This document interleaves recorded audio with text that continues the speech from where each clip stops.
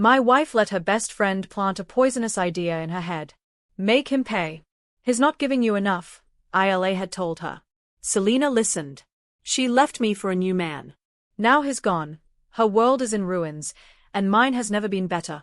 Hi, Reddit. Marcus Hayes here. I'm 32, working as a paramedic in Denver, Colorado. My ex-wife, Selena, is 30. She worked part-time at an upscale fashion boutique and had an obsession with all things luxury, designer handbags, imported perfumes, fancy overpriced brunches. We'd been married for 5 years, together for almost 7. Until about 3 months ago, I honestly thought we were doing fine. Not perfect, but stable. That illusion collapsed the weekend her best friend Isla came to visit. Isla is 31, an empowerment influencer from Miami. She's the kind of online personality constantly preaching that women are queens and men are just stepping stones. I never liked her. Too loud, too manipulative, always pushing Selena to demand more while giving less. Normally, Isla stayed at a hotel when she visited, but that time she decided to crash at our place. I didn't object. We had the space. But the moment she stepped through our door, the atmosphere changed. Smiles felt fake, tension clung to the walls. Isla dropped constant digs masked as advice. A real man proves himself every day. Don't settle. Loyalty doesn't pay the bills. Selena laughed at everything Isla said, too loud, too long. Something felt off. Thursday night, after a grueling 16-hour shift, I came home, grabbed a glass of water, and overheard them in the living room. They didn't know I was downstairs. Isla's voice carried just enough. You need to make him suffer, girl. He's not investing in you enough. Selena's sigh followed. I'm tired of begging for things and feeling guilty. Guilty? I had just bought her a $700 bracelet for our anniversary. I'd been working overtime for months to cover her expensive tastes. But Isla kept pressing. You know what to do. Ask for space. Let him sit with it. Meanwhile, go see what's out there. Trust me, plenty of men will spoil you without hesitation. The way she said go see what's out there made my stomach churn. This wasn't about self-discovery, it was a strategy for cheating dressed up as empowerment. Selena didn't resist. She nodded. That night, I couldn't sleep. I just lay there, staring at the ceiling, wondering how I ended up married to someone who could be swayed so easily, or maybe she didn't need convincing at all. The next morning at breakfast, Selena's hands trembled as she stirred her coffee. Just before I left for work, she dropped the bomb. Marcus, I think I need some time. A break. I stared at her. A break from what exactly? From us. I need to figure out if this is what I really want. I'll be staying with Isla for a bit.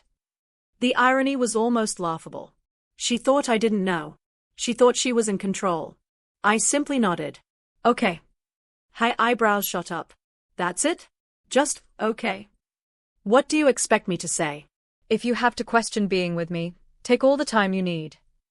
She looked almost disappointed. That night, she packed her bag and left with Isla. She promised to call in a few days, but while she was out finding herself, I was busy uncovering the truth. Monday morning, I checked our joint credit card account. Selena usually handled it, but I wanted to make sure she wasn't overspending. What I saw turned my blood cold. Friday, $220 at a seafood restaurant I'd never heard of. Saturday, $470 charged at a boutique hotel.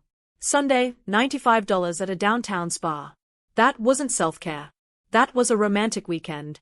Isla didn't need a hotel. She had cousins in town. And since when does space involve champagne brunches? But it got worse. Tuesday morning, a Venmo notification popped up on my phone. Selena had received $110 from someone named Evan R. The note attached read, "Last night was unforgettable." That was all I needed. I called Tyler, a buddy from paramedic school who's now a lawyer. I asked him a hypothetical question about joint finances and infidelity. His tone changed immediately. You need to protect yourself. Document everything. Cancel her access to any shared accounts, now. By Thursday, I had done exactly that. I closed our joint checking account, opened a personal account in my name only, cancelled all joint credit cards, and began packing every single item I'd ever bought her, designer handbags, heels, coats, everything. She was about to discover what life without me really meant. Then came the final nail in the coffin. Friday afternoon, while I was on shift, My coworker Damon walked over with a curious look. Marcus, weird question, he said. Is Selena dating someone?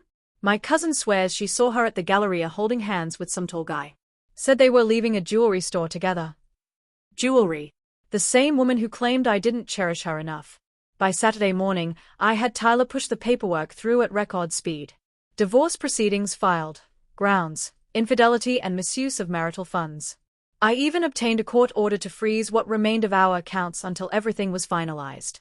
Selena had no idea. Sunday evening, I received a text from her. I think I'm ready to come home and talk. Let's sit down tomorrow. I told her to stop by at 6 p.m. When Monday evening rolled around, she showed up looking revitalized. New clothes, new designer bag. Items I knew she hadn't paid for herself. She wore a smug little smile, like she'd just come back from a spa retreat instead of betraying her marriage. She tried to unlock the door with her old key. It didn't work. I opened the door and stood there. She leaned in for a hug.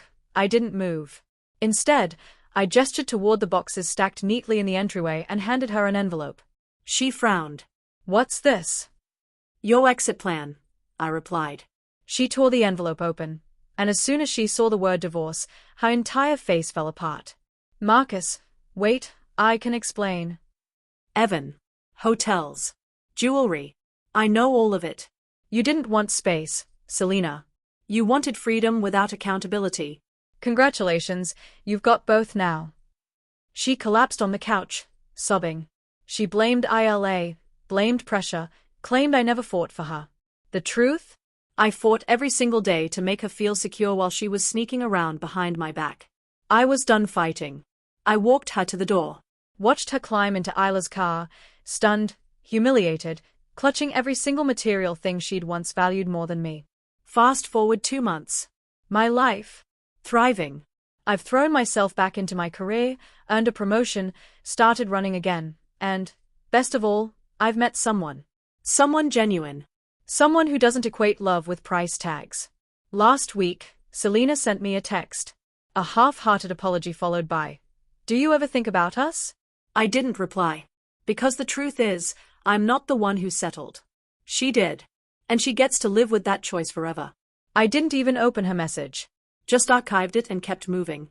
Once someone tries to destroy your peace, they lose all rights to it.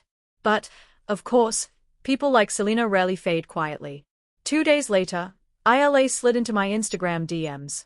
"Hey Marcus, I don't want to get in the middle, but you should at least hear Selena out." People make mistakes. Mistakes? That's what we're calling betrayal now? I didn't respond. I did, however, screenshot it. Later that evening, Selena sent a long email, no subject line, just an endless wall of text. She claimed things had gotten confusing, that ILA had put her in a bad headspace, that Evan, yes, she admitted his name, was just a distraction, someone who made her feel seen when she thought I was distant. She wanted to meet for coffee, to talk things over like adults, maybe slowly rebuild. I couldn't believe it. After all the dinners, hotels, jewelry, and flaunting her affair in public, now that Evan had likely lost interest, or wasn't the wealthy fantasy she imagined, she suddenly wanted to come back. Let's be clear, she wasn't remorseful for cheating. She was upset her plan failed. Big difference. I still didn't reply. I didn't block her either. I wanted her to know what it felt like to be ignored, dismissed, tossed aside, the way she treated me. 2 weeks later, I changed my number and never looked back. 3 months later, the divorce was finalized. My assets stayed protected. Selena? According to mutual friends, she's crashing on her cousin's couch. Evan dumped her 3 weeks in. Apparently, he wasn't ready for anything serious. Ironic, isn't it? Isla's still on Instagram spewing hollow self-love quotes and men ain't loyal captions, probably blowing up someone else's relationship. Me? I upgraded my apartment, better view. Bought a new truck. Started saving toward my dream, a cabin in Montana. And the best part? I met someone amazing. Her name's Natalie. She's 29, a trauma nurse, and she doesn't give a damn about brunch spots, designer labels, or social media validation. She cares about real things, about people, about me. On our first date, she insisted we split the check. When I said, "I've got it," she smiled and replied, "We can take turns." A woman who values partnership instead of entitlement.